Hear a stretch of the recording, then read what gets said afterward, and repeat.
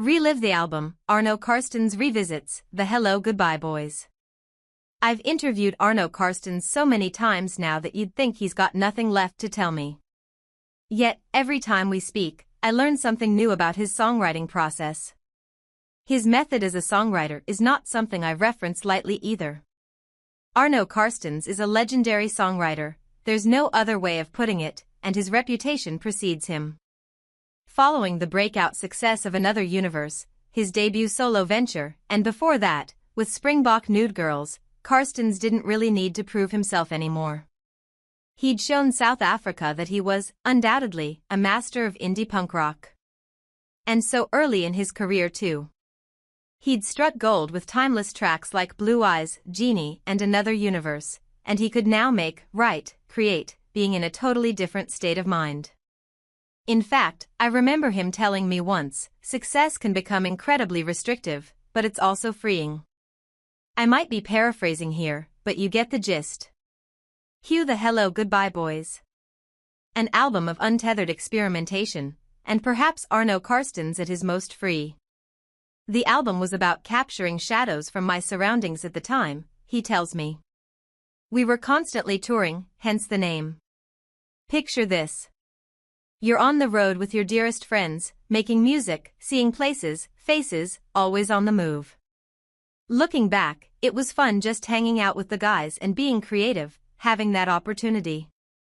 I think this laid-back approach, if you could call it that, is what makes the Hello Goodbye Boys so light. Opener feel it is just beautiful, and in many ways, with its down-tempo acoustics and melancholic strings, could be the sister song to Another Universe. Followed by Bad City, a sprawling indie pop track. It was void of Carstens' staple hard rock sound, which he was now fully embracing. His identity as a solo songwriter was taking brilliant shape, and it was congenial, loving, full of warmth.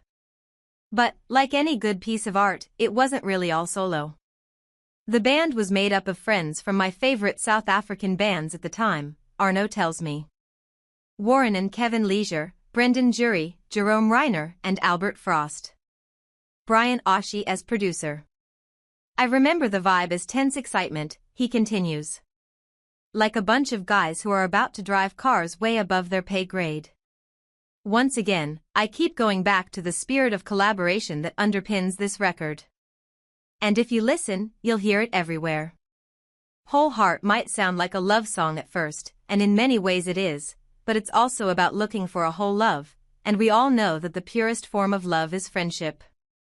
I ask Arno what his favorite tracks are from the album, and he tells me, My Prophetic CNN has a special place in my heart, and Kites too. It was a song that came to me in a dream. For real.